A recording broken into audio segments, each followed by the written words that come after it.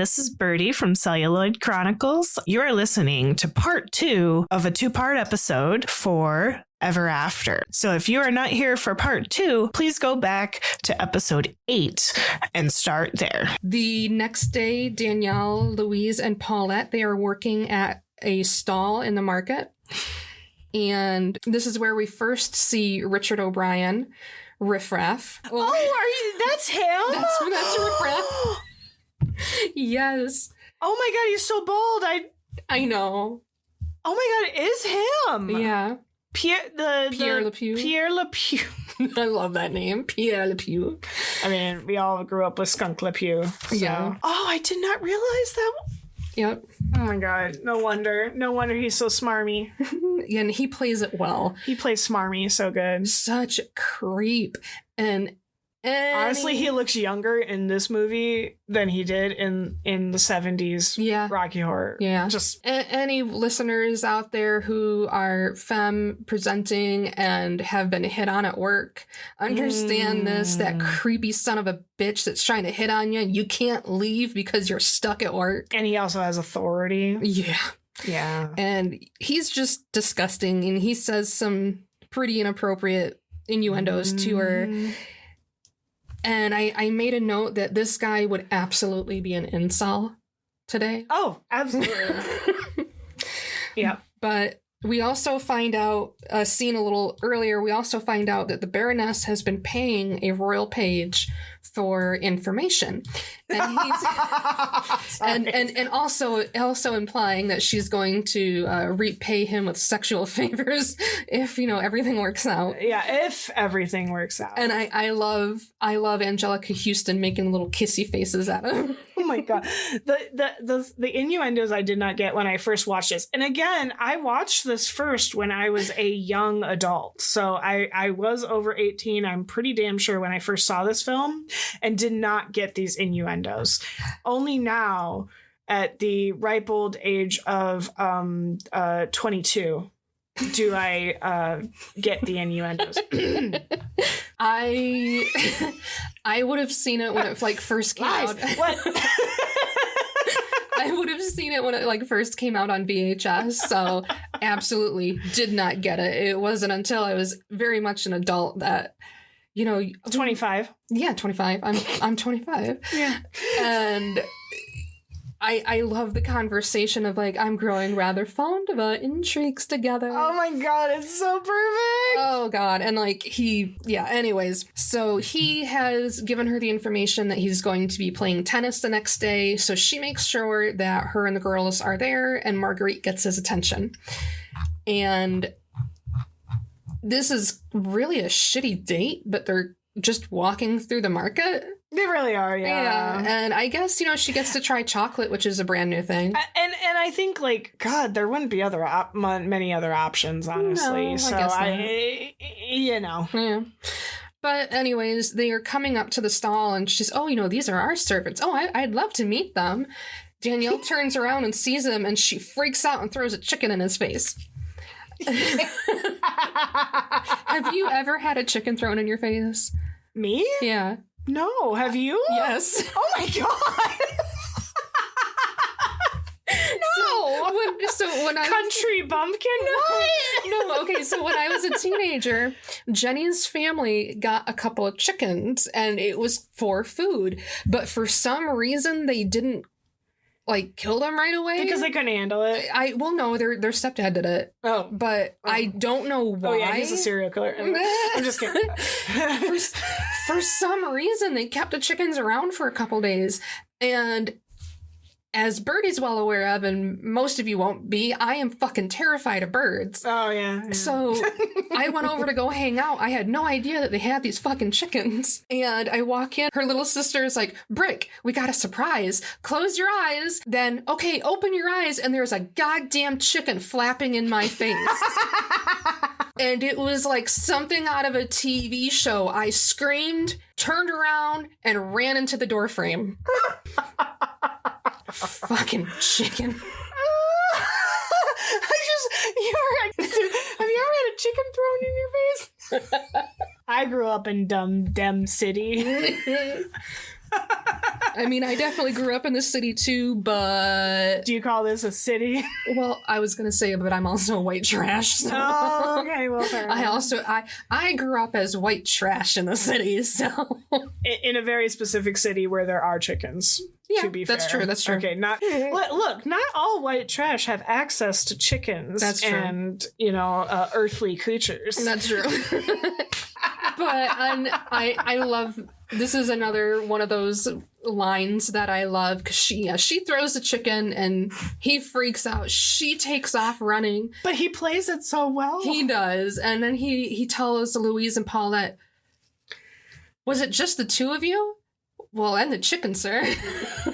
I just love that. Also, great older actresses playing these side characters, but also the way he moves that finger like back and forth. Yeah. Didn't he am I just imagining that because he did. He was moving a finger back and forth. Like, what? Yeah, what? Like he was trying to piece it together. Yeah. The next morning, Maurice has found Da Vinci's kite, and Danielle is hanging out with Gustav as he paints. She's flying the kite.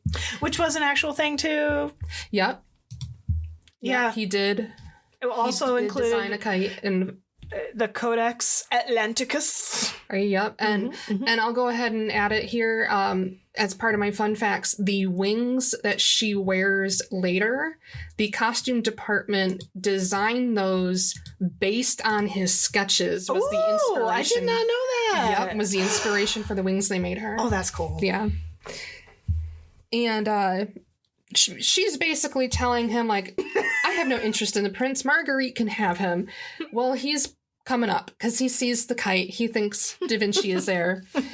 And she ends up hiding behind this hay bale. And when he's talking to Gustave and, where did you get the kite? Oh, I got it from Nicole de Lancre. You know her? Where is she? Do you know where she is? She's staying with her cousins, the Baroness de Ghent. And Henry absolutely knows that they're laying a trap for him, with Marguerite, because that's a problem. Yeah, that's a problem. Yeah, he's well aware what they're trying to do. Yeah. But I do know she is home alone right now. Excellent. So he takes off on horseback. She starts to go off on Gustav, and he goes, well, you better run. And she gets home. She's not that mad. She's not that mad, no. She gets home just in time to have Paulette and Louise hurry her into this beautiful dress. Yeah. Yeah, they do her hair. She's got the jewel. I mean, she looks great. And you just see Paulette and Louise just absolutely exhausted on the staircase. Fanning themselves. It's so perfect. It's so perfect. And he shows up. She gets out the door just as he shows up. And he invites her to go to a monastery where there's a library. And it's going to be a full day. And I do find it funny. He tells Laurent, I don't need you guys. I don't need a royal guard. Today I'm just Henry. This would never fucking happen. No. Royalty absolutely 100% not. Yeah, would never be able to. If there's anywhere they don't have authority is giving up their guard. Yeah. Like, they cannot. Yeah. It's not allowed. But in this, at least, all they're going to have is a carriage. So, okay. They'd be like, sure, sir. And then they'd still follow him. Yeah. We'll just follow about 10 paces extra behind. You just see them. Yeah. Yeah. This would not happen. Mm-hmm.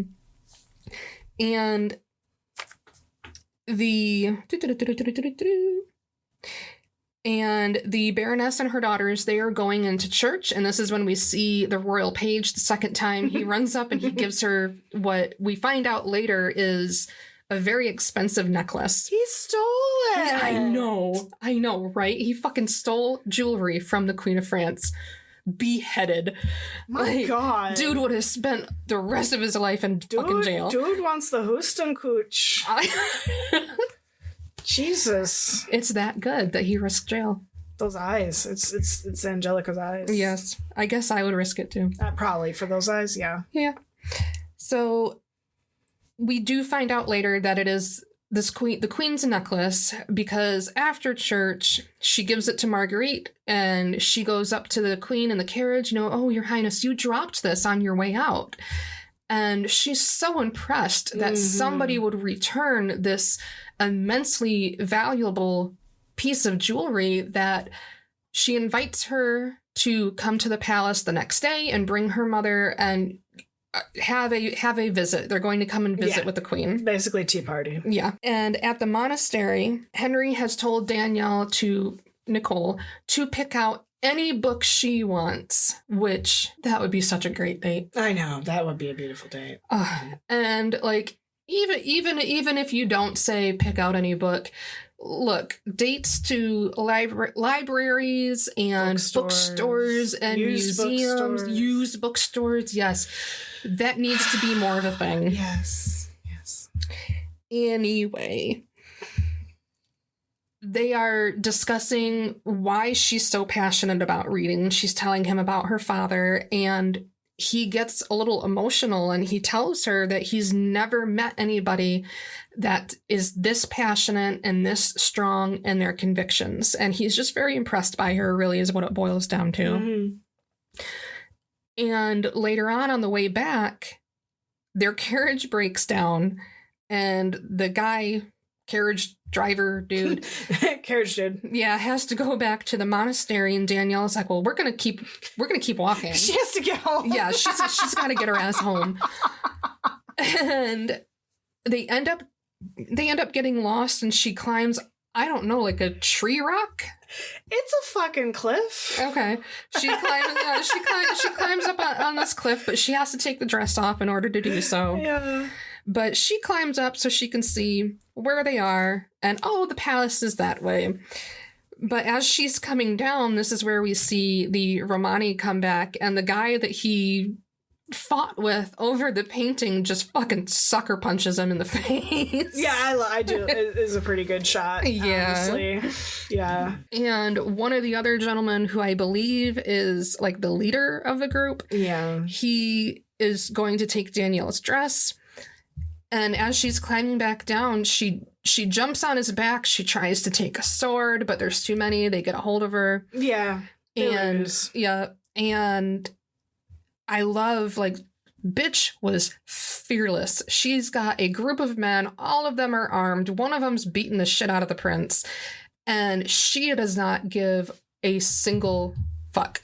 And she tells them, demands that you are going to return my things. And since you have my escort, you're going to provide me with a horse. And everybody's shocked. And I love like the shock on the prince's face. But the Romani leader tells her, you can have anything you can carry. And she makes him promise that he will keep his word to that. And when he does, she just strolls over and picks up the prince in a fireman's carry on her shoulder and just starts walking away with him.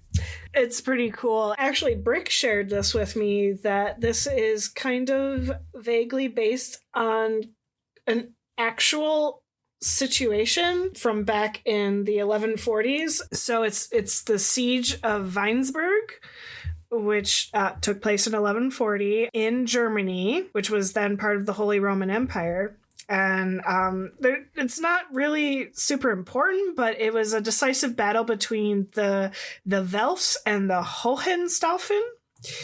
Very German.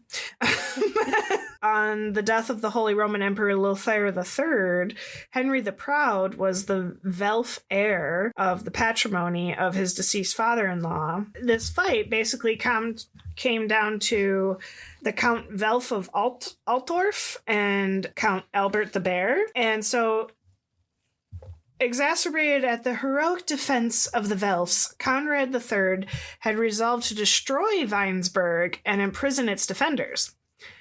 However, he suspended the final assault after a surrender was negotiated. According to the Latin chronicle Chronica Regia Coloniensis, first compiled in the 1170s, these terms granted the women of the city the right to leave with whatever they could carry, and I quote, "the year of our Lord 1140.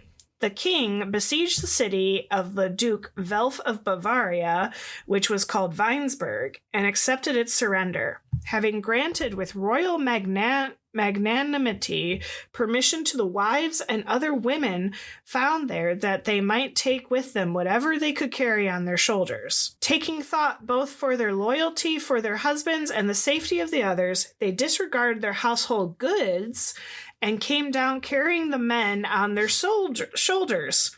When Duke Friedrich said that such things should not happen, the king, showing favor to the women's cunning, said that it would not be fitting to change his royal word. So, yeah, so this was a little vague nod to that, which I actually really liked. So it goes with kind of the feminine tone of the movie. As for the Romani people, in this film, they do use a derogatory name, the G word that we now associate wrongly with the Romani people, but it is based on the Romani people. I'll actually cover more of them in the outtake episodes so that I can give them their proper due diligence. So after trying to carry the prince away, he does tell her, come back, we'll give you a horse, but they end up hanging out. And I didn't notice this. I found it in a fun fact, and I went back and I watched the scene. But while they're hanging out at their camp, the prince and the leader have swapped shirts. Oh, I didn't see that. Yeah, I did not realize I did not all. pick that up at all. That's cool. But he and Danielle are playing a drinking game, I think. It's kind of rock, paper, scissors, but also kind of not really truth or dare. Yeah. A little bit like 20 questions or something. Yeah, basically. maybe. Yeah. But it's his turn, and he's got to tell her a secret. And he tells her he doesn't want to be king. And when she's asking him why, he's explaining that he doesn't want to be just his title. Yeah. Which is fair, but also, somebody's spoiled, you have no idea what that would be like. And she points out that, really everybody has that to some extent. Yeah. And she is telling him, think of the good things that you can do. And they end up having this kiss. It's very sweet. It's very cute. And when he drops her off at home later, he asks her to meet him the next day at some nearby ruins, and she agrees. But when he gets back to the palace, he wakes his parents up. That was hilarious. And I love the king wakes up and he's off with his head. But he tells them that he's had this idea. He wants to open a university, and it's going to have the largest library on the continent, and anyone can study there, no matter their rank. And this would absolutely be groundbreaking. This is something that's not done. The next morning, when the Baroness and the daughters are waking Danielle up and wanting to know where were you last night, she gets a little spicy.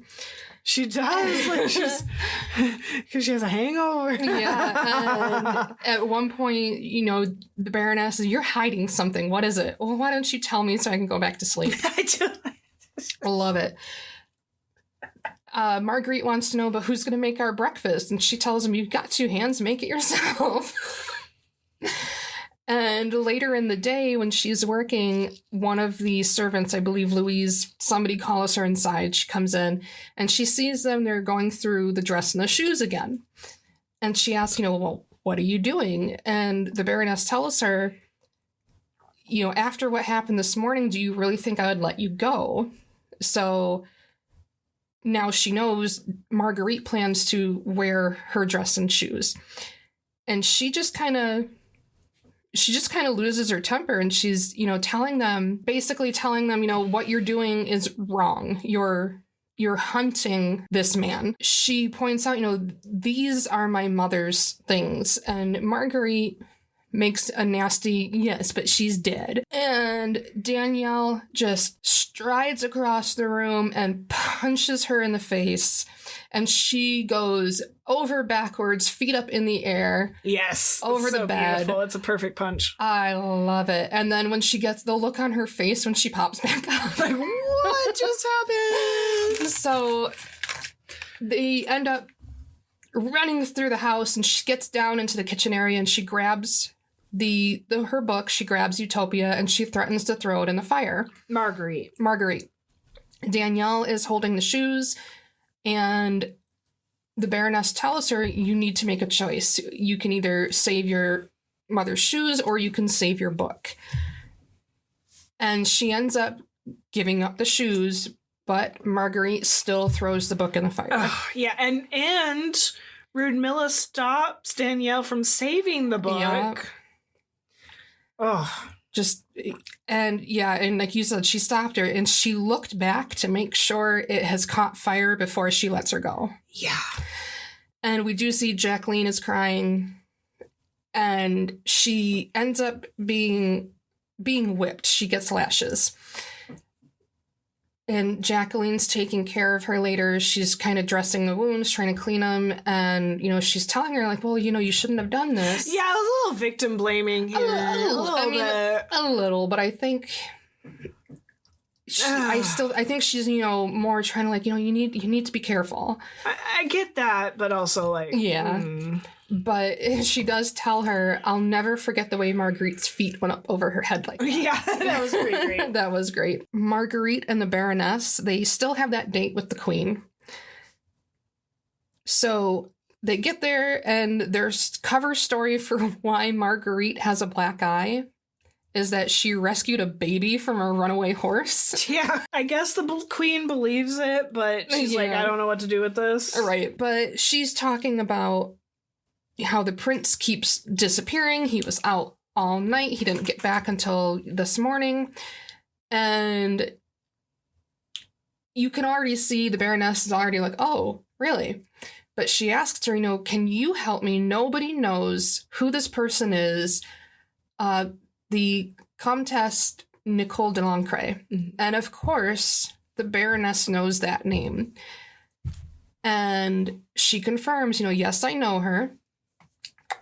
And she says she's staying with us, so she claims to be the cousin. And Marguerite doesn't quite know who that is, but she tells her, oh, yes, our cousin. And the Baroness tells her, who you like to call Cinderella.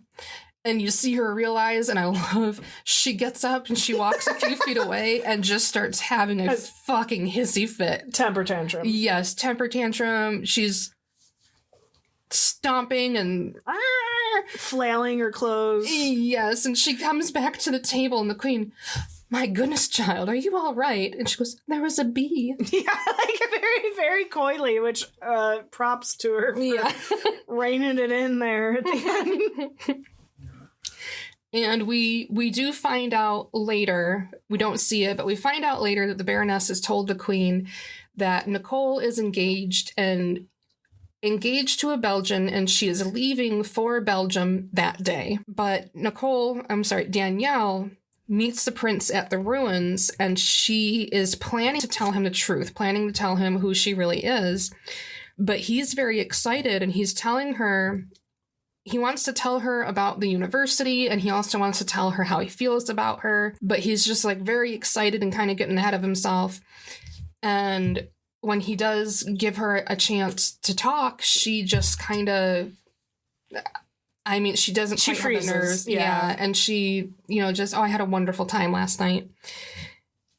And when he kisses her, he holds her, and it hurts the lash marks on her back, and she takes off.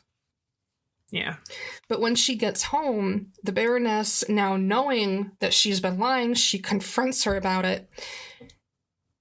And Danielle, this is another line I love. What bothers you more, stepmother, that I am common or that I am competition? Yeah, people love that line. It's a good line. Yeah. And we find out that the dress and the slippers are gone.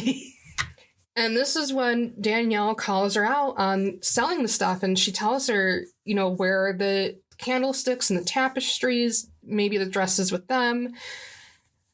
And she doesn't know where the dress is, but she says she would rather die than to see her mother's dress on Marguerite. Which is fair. Fair. And the Baroness ends up locking her in the kitchen. And I think, that's very, very much like the Cinderella. Yeah, it's very, like, you're seeing some of the tones from the actual story. Yeah. And she tells the girls, we're going to gather up everything that we can sell and we're going to town. And Jacqueline tries to kind of bring her down, and she kind of bring the situation down a little bit, and it's just a dance. Yeah. And she tells her, yes, and you're only going for the food. Oof. Yeah. Which bitch I feel a lot. Yeah. Which was also very 90s. Yeah. I know I'm making a tangent, but like Linsky. Oh, Melanie Linsky. Like, she's maybe like vaguely 10 pounds overweight. Like, if that. She'd survive being ill. Right? And they're basically in the whole movie calling her fat. Yeah. And I'm just like... And we do see the Queen tell Henry that she's engaged, she's leaving for Belgium. And that night before the ball, the king tells him that he likes his idea for the university. And he tells him, we don't have to make an announcement. This can wait. But... Which, wow. Right.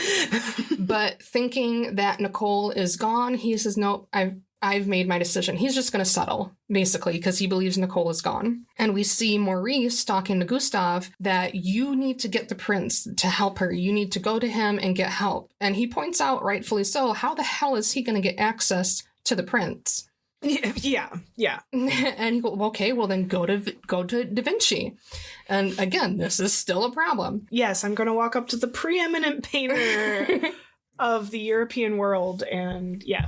Right. But he gets around that. He goes to the palace, and he sees the royal page who has been providing information to the Baroness, and he goes to have a bathroom break against a wall.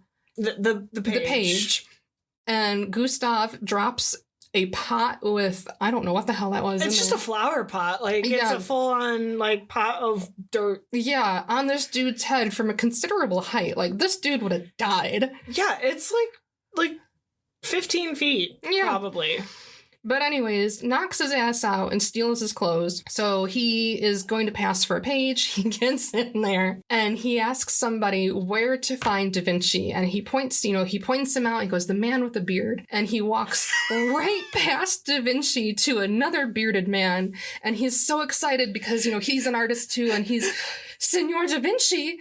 And then he fangirls and just passes out. And Da Vinci just looks at him on the ground. Yes? Yes. I do love the guy that played Da Vinci. He's fucking great. I'm sure I've seen him in other things, but he is perfect. Oh my god, just his line delivery is fantastic. Because it's, what is it? It's like full on dry line delivery. Mm-hmm. Like, there's no, like, he just plays it straight, right? Yeah, he just is. Yep. And it's great. And even the guy that he mistakes for him, he's just got the most like excuse what? Me face. He brings Da Vinci back to the house, and the servants, they've been trying to get the door open, but they don't have the key, and he just pops the hinges off and gets it open. Which I'm like, yeah, my husband would do that. Yeah, I wouldn't. My husband would full on. I'd be like, why can't I get this fucking thing open? And then he'd just come along and be like, yep. And I'm like, there it is. And I'm like, fuck you. She tells Da Vinci the truth. She tells him, my name is Danielle, and I'm only a servant. And he says, yes, and I'm the bastard son of a peasant. What has that to do with anything? Which is true. It's true. I love the lines. There's so many great, like, one-line things in this. He does tell her that she should go because the prince deserves to learn the truth from the person he loves. Mm-hmm. At the ball, so Jacqueline has had to dress up as a horse because Marguerite got to be the peacock. Yep. So she's wearing the horse outfit, and she sees Laurent, the captain of the guard, and he is wearing the same horse headpiece. Mm-hmm. And he sees her. Whoa. And she just kind of gives a cute little hee, like a little horse whinny, and he's got a fucking carrot, and he's doing horse noises, which also, like, in today, like watching that scene, you know, in today's world, like I'm like, this is very wrong, but it's also very amusing. Yeah. Like, I'm not sure how to feel about this scene. It is odd, but also it's cute. like it's like, cute. Okay, that works for them. It's cute. Ultimately, it's cute. This is another of those little when Danielle is sent off and Da Vinci says she looks like a masterpiece, and Louise says she looks like her mother. Yeah. And I don't know why those two lines touch me the way they do, but it's perfect. Yeah. She gets there as the king is about to make the announcement. And, well, just before he can make the official announcement, the prince stops him. He sees Nicole. He sees her, and she's in her mother's beautiful white and silver wedding dress, and this is the iconic scene that everyone knows. Yes, her beautiful wings and, you know, the full makeup. Yeah, breathe, just breathe.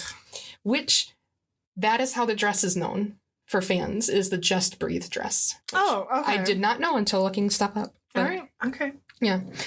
And he, of course, he runs to her and he says, you know, I thought you were engaged. I thought you were gone. And she tells me, no, you've been misinformed, but I need to talk to you. And he says, but you're not engaged. No, but I need to talk to you. And he even says, he's so excited. He even says, whatever it is, my answer is yes.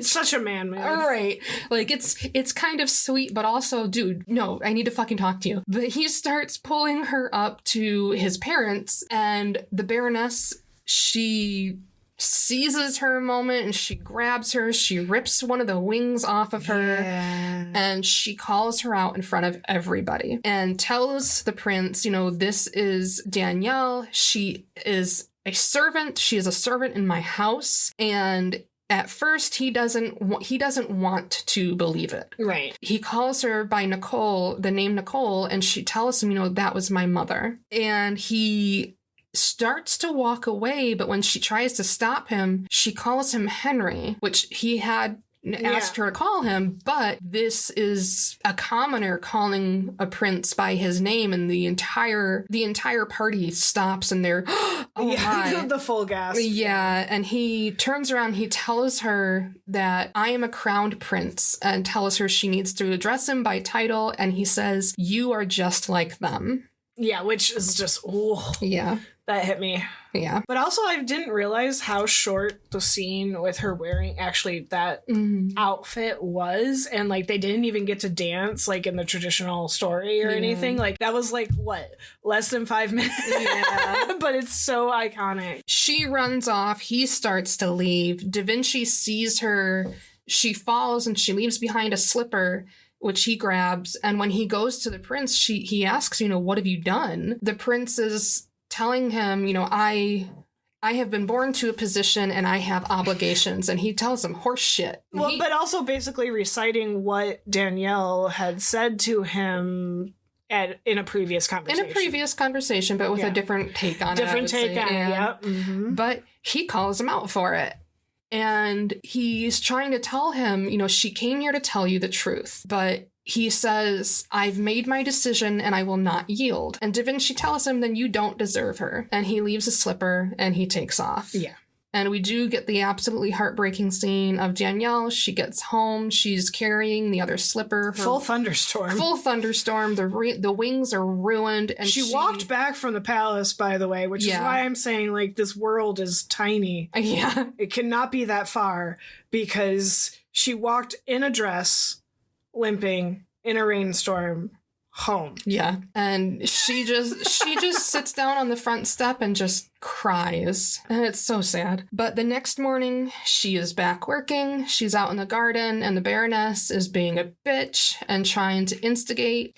Angry working. And she tries to get past her, and she even says, you know, I have work to do. And kind of pushes her to the point that Danielle says, you know, you've won, just leave us alone. And the Baroness says, you know, you're not my problem anymore, which we don't know what that means quite yet, but you're going to find out like 20 seconds later. Yeah. But she asks him, is that how you see me, as a problem? And she says, I have done everything you've ever asked, and you still deny me the one thing. And she says, you are the only mother I have ever known. Has there ever been a point where you've loved me even a little bit? And she tells her, the Baroness says, how can anyone love a pebble in their shoe? Which was like, oh my God. And this is one of those moments, again, where Angelica Houston, just her facial expressions. Yeah. When Danielle hears that and she stops herself from crying, she turns around and walks away. She goes from straight-faced to this smile. She enjoys that she has hurt her. Yeah, which is then, it's like, oh, there's no forgiving this woman. Yeah, she is a narcissistic abuser. Yeah, that's when like, despite any previous, like, that other moment earlier in the movie, or even when you saw her kind of crying over August, you just, oh, fuck all that, because she is evil. Yeah, and I don't, Angelica Houston is such an amazing actress. She really is. God, I love her. But they get back up to the front of the house, and all of her father's things, all of the household goods, the tapestries, the paintings, candlesticks, everything is back. And it's Pierre Lepew. He's brought it back. The Baroness has sold everything to him. But now she needs everything back because she thinks the prince is going to marry Marguerite. So they need to put on a good show when they come to the house. And she's offered him a trade. She has traded Danielle for all of the household items. And they drag her off to a carriage. It's a upsetting scene. And you notice that Danielle, before she finds out that she's been sold, she doesn't seem shocked. She knows she was selling the stuff, but she didn't know. Yeah, she didn't know who, but she wasn't like shocked that, like, oh, here they are. Yeah, but she wants Danielle out of the way, so she has traded her for all the stuff to get back. And you do get kind of like a really quick cutaway scene of Da Vinci working on the painting that we see later. Yep. But at the wedding, which this had to have skipped ahead quite a while. I didn't think about this until I was doing the notes. It would take a while. This would take a while. Like the marriage the treaty had to be finalized, everything agreed to. The princess would have had to have been sent to France. Yeah, which would take at least a few weeks. At least, even if she was coming overland, this would take time. But anyways, so we skip ahead to the wedding, and this poor woman, the woman playing Queen, Princess, is it Gabriella? Gabriella, oh my God, sobbing. But she sounds like she's dying. She doesn't sound like she's crying. Like, this crying has always bothered me. Like, I'm sure some people do cry this way, and I'm sorry if you do, but she sounds like a cat being tortured. I mean, I've done some sobbing in my time. I've done some full body panic sobbing. Yeah. I don't think I sounded like this. Like, this is full. I think when I sob, it sounds like an old man. It doesn't sound like this. That. She sounds like she's dying. Yeah.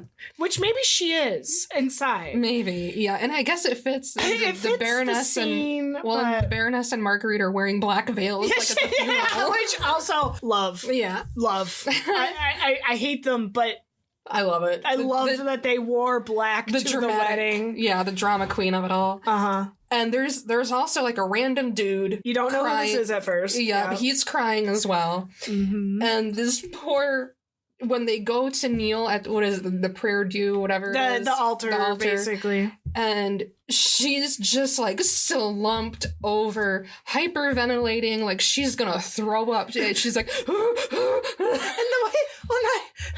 the high pitched, like she as she's bending, it's like, oh my God, are you being stabbed?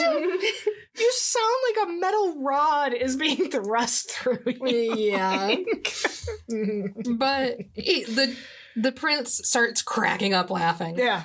And she's speaking in Spanish, and I tried to look up the translation. It says, please don't marry me. Yeah, and that's the only thing I could find. I know she said more, but that was the only thing I could find. Please don't marry me. And she's indicating the man in the crowd who's also crying. Yes. So she's in love with this man. She wants to marry him. Yeah. And Henry basically, he says, I know exactly how you feel. She runs over, and I do think it's cute. She's like kissing him all over, and she's just leaving a little lipstick. Yeah, which is wonderful. Super cute.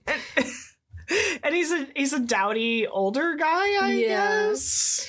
And for some reason, because he's balding, for some reason in my memory, she had like a lip print like in the very center, but that doesn't actually happen. No, but in our brains. Yeah, my brain put that there. Yeah. But anyway. So she goes off to the man she loves, and Henry takes off. And as he gets outside, he sees Maurice and Jacqueline. Jacqueline runs up, and he's wanting to know where Danielle is, but they tell him she has been sold to Pierre Le Pew. And he tells him, don't say anything.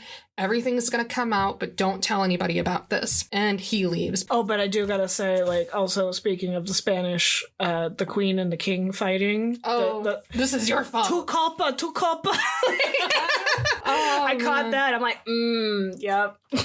I've really got to try learning Spanish again. I keep getting stuck. It's very vague. But... I love it, though. This is your fault. Your fault. This is my fault. This is your fault. Yeah, so now he knows where she is, and we get to Pierre Le Pew's over at the Frankenstein place. I mean, it looks like it, too. It is a shitty little brick. You can absolutely picture Dr. Frankenfurter. Yeah, I say shitty little. It's a castle, but it's like very... The Baroness would have called it charming. And Danielle comes in, she's carrying a bundle of swords, and she's wearing leg irons because apparently she's tried to run away already. Mm-hmm. Which, same. Okay. It's this really disgusting scene of him trying to basically tell her you might as well submit. Yeah, just trying to like lay the foundation that he'll eventually sexually assault her, basically. Yeah. He compares her to a horse that needed to be broken. Yeah, he gets off on basically wanting to tame her. Yeah. Danielle tells him to back off, but he doesn't listen, so she grabs his dagger and threatens him with it, and this seems to excite him, and it does! You see it! Yes, he literally tries to shove his tongue in her mouth. It's fucking disgusting. And now that I know it's Richard O'Brien, I'm like, this is absolutely... This is on point. This is like... he lived for this. Not in a bad way, just No. But he does plays it very these well. People well. He does it well, yes. But she slashes his face. She grabs one of the swords and basically tells her, my father taught me how to sword fight. Give me the key, or I'm gonna kill you. And he does. So she saves herself. Yep, which is great. Which is perfect. And as she's leaving, Henry is just getting there. Yep. And she's like, what are you doing here? And he goes, I came to save you? Well, too late. Well, actually, I came to apologize. Yeah. He does try to apologize. And at first, she's walking away, but then he calls her by her name, Danielle, for the first time. And she asks him to repeat it, which that's a cute little... He pulls out the slipper and he gets down on one knee and he's proposing to her. He's putting the foot on her slipper. He's putting the slipper on her. Whatever.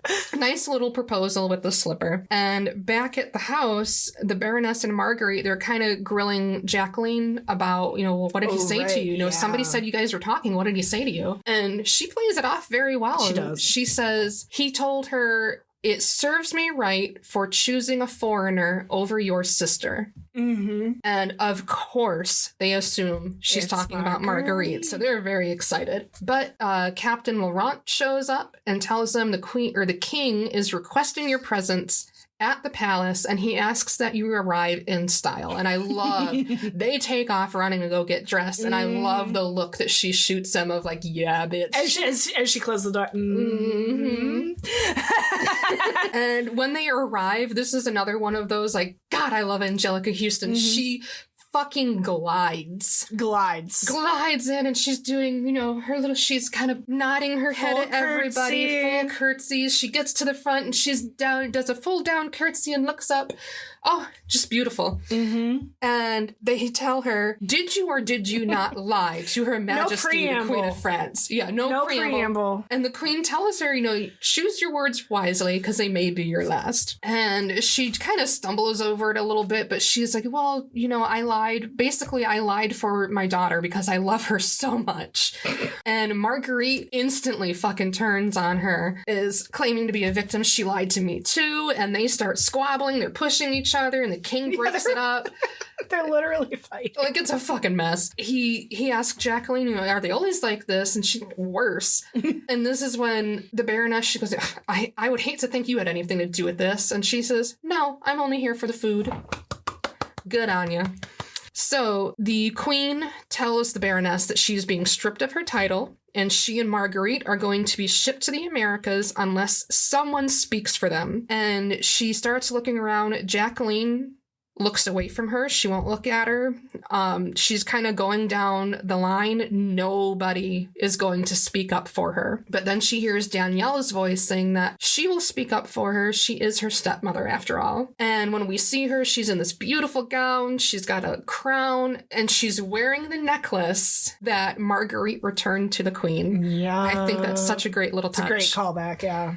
And everybody immediately drops down into a curtsy, and the prince tells Marguerite, I don't think you've met my wife. Yeah, pointedly. Yes. And Danielle tells her, you know, after this, I'm never going to think about you again, but I think you'll think about me every day. Mm-hmm. And she tells the king and queen, I only want you to show her the same courtesy that she has shown me. And by the look on her face, she knows exactly what she means. Like she's not confused at all. She knows exactly. I kind of like. Yeah. So next we see the Baroness and Marguerite, and they're in drab servant clothes, and they're in a laundry room. Yep. They get in a fight again, and the manager lady, she hits him with some dirty laundry or something, I don't know, and they fall into this big vat of purple dye. And yeah. I did have a thought, well, there's a new royal. They have to get a whole bunch new purple since, you know, it's color royalty. And also it's kind of, I don't know if it's just dye, but also like just normal laundry for that time. But also I thought like how acidic that water would be. Like, honestly, I think that water would hurt. Well, I know they don't show that, and they don't need to show that. But there was actually, when I was looking at fun facts, a lot of the fun facts were basically like people's takes on things. And one of them was that now that they're servants in a laundry, lye was used in laundry, and that can cause blindness. So that kind of goes back to the original fairy tale. Of the birds scratching out their eye, which I don't know that was intended. No, I don't know if that was intended, but I could see that. But that's all I could think was like they're working in the laundry, and what I've learned like historically about laundries is like how terrible doing laundry is on your body back then. And I'm like, ooh. I definitely got some joy out of the thought though of like, oh, they're gonna have to dye royal clothes for her. That's gonna be their job. I love that. Mm-hmm. But we see Danielle and Henry. Da Vinci has gifted them the painting now as a wedding gift, and she has brought everybody with her. She didn't leave them behind. Gustave is there. Yep. Jacqueline is with Laurent. Paulette, Louise, and Maurice are all there.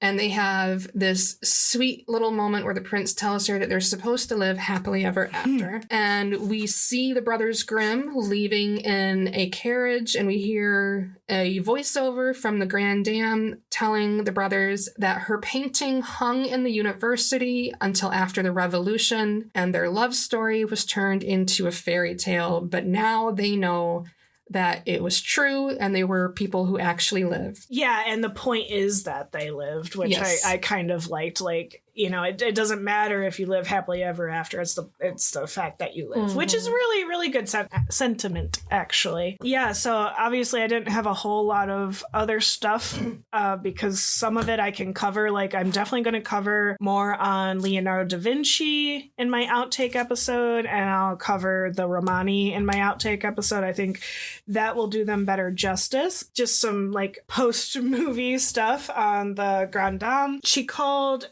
Danielle and Henry her great-great-grandparents, but obviously that doesn't really work out when you look at who she might be. So if that's her great-great-grandparents, we can kind of surmise, and some of the information that I was looking up surmises as well, that maybe she was Marie Therese of France. Oh. Who was the daughter of Marie Antoinette, who did survive the French Revolution, who would have been still alive at that point in history when the Brothers Grimm would have been in France. Okay. So all these people are contemporary with each other. It's kind of crazy. She was the only surviving daughter of Marie Antoinette and King Louis the 16th. But that still doesn't make Danielle and Henry her great-great-grandparents. If you look at the line, they're not even the same line. Danielle and Henry would be her step great-great-great-great-grandparents, or her ninth cousins, probably a few times removed. So if we are surmising that this is where the board, you pull out the board with the red string. If we're surmising that she is Marie Therese, then her father was King Louis the 16th. And then you go back up, you got King Louis the 14th. And then you go all the way back to Henry the 4th, who was the first king in the House of Bourbon, which was the line that the final rulers of France were from. And he was first married to Margaret of Valois, which was the daughter of Henry II, who is in this film. Margaret of Valois and Henry IV didn't have any children. He ended up marrying, after Margaret of Valois died, Henry IV ended up marrying Marie de Medici, relative of Catherine de Medici. And then that's where the House of Bourbon came from. But Henry IV is also a far back descendant of another king of France. I didn't write that part down. Way back. So they are related distantly. Also, Prince Henry, the man of the hour, the love interest, was married to Catherine de Medici, who many of you may know of the House of Medici. He married her at 14. He was already married before his father, Francis I, who we saw in the movie, died. So I don't know if they're trying to say Danielle is Catherine de Medici. I don't think so. None of this tracks, but figured I'd throw that out there. Prince Henry became King of France in 1547. He, as I said, was already married to Catherine de Medici in 1533, which you'll know is the same year as King Henry annulled his marriage with Catherine of Aragon. Very interesting. He had a son who became Henry III in 1551. So I'm going to go ahead and move on to my fun facts then. So that was my last little bit about who the Grande Dame would be. There's other speculation that she's just another royalty, could be some descendant of a illegitimate child, which is very possible, of King Louis XIV, the Sun King, very possible, who just managed to survive the revolution and keep her wealth. Good on you. So we also see, Leonardo da Vinci, again, I will get to a lot of his stuff in my outtake episode, but when he's shown pulling the Mona Lisa out of the tube and unrolling it, we note that it's on this parchment paper or like a canvas. Well, the Mona Lisa was actually painted on a wood panel, and I'm pretty sure it was way smaller than they showed it in the movie. And then, yes, Danielle's portrait. So we mentioned at the beginning of the film that it is based on a sketch/painting of Leonardo da Vinci. It is based on a painting that we don't know who it's based on. There's no consensus on who this woman would be. In the movie, it does look like Drew Barrymore, but it is based on the La Scapigliata. It's positioned the same way, same kind of coloring and everything. It's obviously based on that, which is interesting that in the movie, the woman isn't smiling, but in the actual portrait, the woman is smiling. Very nice smile. I just thought that was interesting. And what's funny is, though, I do like that they picked this painting because La Scapigliata kind of is Italian for the lady with disheveled hair. Oh. Which is kind of perfect for Danielle. Yeah. Who's kind of, rough and tumble. And they actually aren't even sure that Leonardo painted this painting, but it is very much attributed to him. It could also be a work of one of his pupils. They're not sure, but it's admired for its captivating beauty, mysterious demeanor, and mastery of the sfumato, which all these Italian names, forgive me, I'm so sorry, is like the shadowing, the depth. Like, you'll see that in the Mona Lisa. It's the shading and the depth of perception that you can get from these portraits. I also have a fun fact on the French House of Ghent. So Rudmilla, they keep calling her Baroness Rudmilla of Ghent. There was a House of Ghent. It was a Belgian house. Not even French, which is interesting. There's a city palace in Ghent, in Belgium, that was famous for hosting the French king, Louis XVIII, and his government in exile during Napoleon's 100 Days in 1815. So it's kind of interesting. So I don't know if they actually based it on because of that, but there is a House of Ghent. It also has included visits from Tsar Alexander I and many other aristocratic people. And I was curious if Henry II of France, who the main guy in here, ever built a university. He did not build a university, of course, but he did significantly support and developed existing Parisian institutions, particularly through the royal backing of Cardinal de Lorraine's educational projects and strengthening the Sorbonne's position, which involved the major founding of the University of Paris and its key colleges, which is pretty important. And Henry II's era also saw the Collège de Navarre thrive and royal interest in higher learning kind of come up from there. So there's a little bit of touches there. There was never a Princess Gabriella of Spain.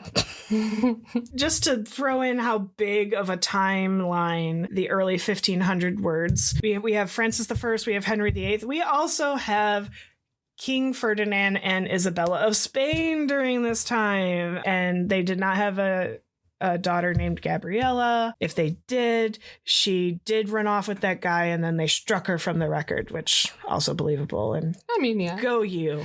I do think it's funny that in the movie it's played like, okay, we're not going to get married, but you go ahead and marry the guy you love, as if that would be allowed. No, it would never. No, she would just be contracted to marry somebody else. Yeah. If that didn't work out, they'd figure something else out. It would not be that guy. What's interesting is that the queen at this time Isabella had passed away by this point. So it was really King Ferdinand and his daughter, Joan the Mad, or she was known as Joan the Mad. They were both widowed by this point, and it was Joan's son, Charles V, who was Holy Roman Emperor at this time. Finally, I had this big question because it kind of struck me while I was watching this movie. Why are barons and baronesses always portrayed as evil? I don't know. And I was like, is this a thing? And yes, it is. Oh. Okay. It's a full trope. Aristocrats are evil. And basically the trope, and this is from Tropedia, it might have been an early way to appeal to the masses or just the way aristocrats tended to look down on the general public. But it was then and is now really popular to cast aristocrats as villains. People with feudal titles are commonly evil, but the most popular ones are counts and barons. They're rarely seen as good guys. However, countesses are usually seen as decent women, or if you're a duke, you're usually duke or duchess, usually seen as good. But if you're a viscount, you're kind of evil. I don't know.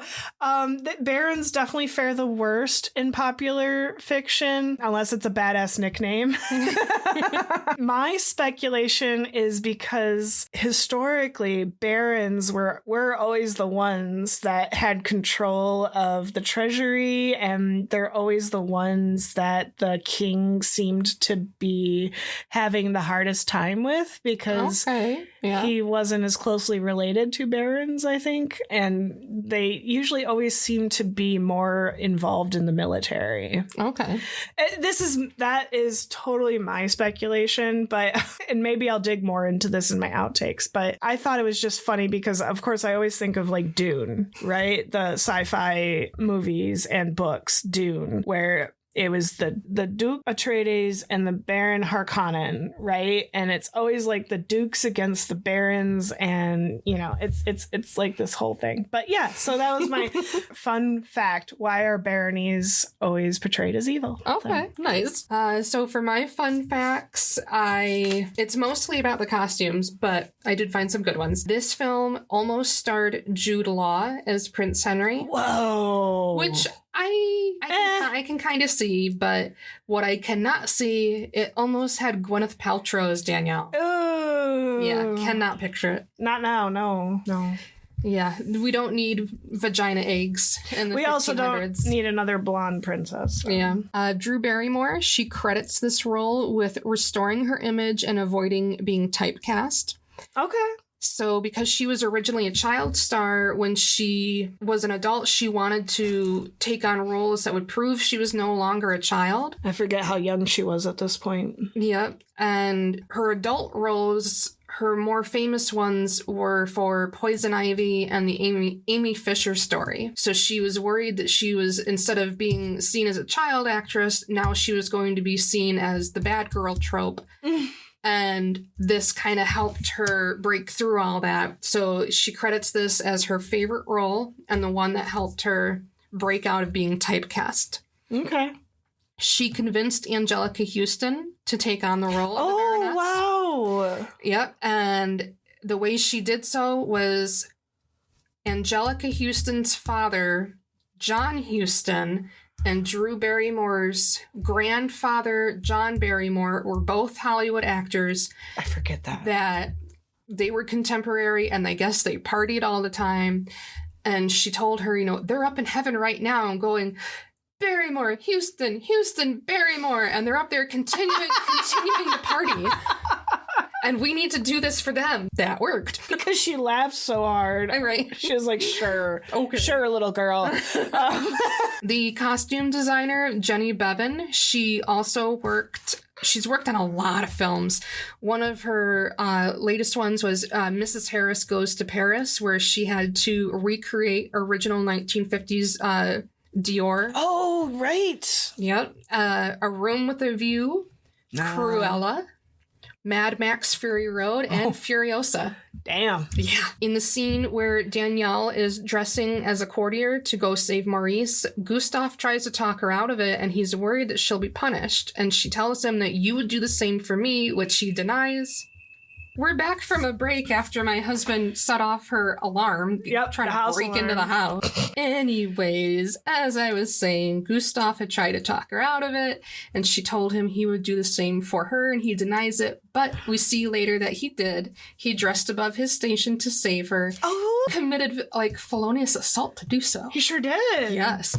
And that is why I said Gustav is a ride or die. During the ball, the characters wear costumes to reflect their personalities. The Baroness has golden horns to represent her greed and cruel nature. Okay. Marguerite is a peacock to show her vanity. Obviously. Jacqueline is a horse to show her humble but strong nature. And of course, Danielle is in white with wings because she is an innocent and kind soul. And she's an angel just like Leonardo da Vinci, I tripped over an angel. Oh, yeah. The dress that she wears to the ball, the one that is referred to as the Just Breathe dress, was not the original choice. The costume department had originally chosen a different dress, but Drew Barrymore, when she saw it, she didn't think that it was special enough. She didn't think it had that wow factor. Oh. So the costume department, they had to get to work, and I don't know what the timeline was, but it wasn't long, but they came up with the dress that we all know and we associate with the film. And it's not confirmed, but it's believed the blue dress she wears to the monastery was the original dress for the ball. But again, that's never actually been confirmed. It is a pretty dress. That's very pretty, yeah. In order to wear the wings, Drew had to wear a specially made corset. It was reinforced at the back to hold up the weight of the wings, with pockets for the braces to slide into. And between scenes, she had 2 handlers to assist her when she was in hallways or going through doors, because they weren't only heavy, but they were very delicate. And Melanie Linsky and Megan Dowd, who played the stepsisters, they lived together during the filming.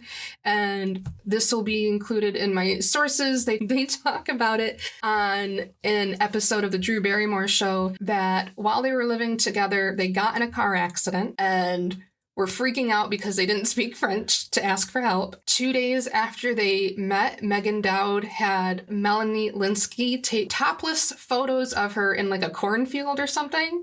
So that was them like just real quick getting to know each other, which I just think is so funny. And in the interview, she's saying, yeah, you asked me to take pictures of you nude, and we'd only known each other like 2 days, but okay. Whatever. Oh my goodness. Which I think Megan Dowd sounds like somebody I want to hang out with. Honestly, yes, I need to know more about, because I don't know anything else she's done. So my last fun fact: the manor house that was used as the exterior of the de Barbarac house, it is the Chateau de la Rousse. Mm-hmm. Mm-hmm. And at one time it was a B&B. It seems to be privately owned, but it still has a TripAdvisor page. And one of the first reviews you see is a 1-star review that says, "It's now privately owned. Traveled 2.5 hours to get there and was chased off the property by the owner's dog." So, a 1-star review for not being able to trespass. The audacity. I know. Probably definitely an American. Probably. All right. Well, I have many sources, so all these will be in my show notes. Articles on the Brothers Grimm, articles on Ever After, articles on Marie Therese of France.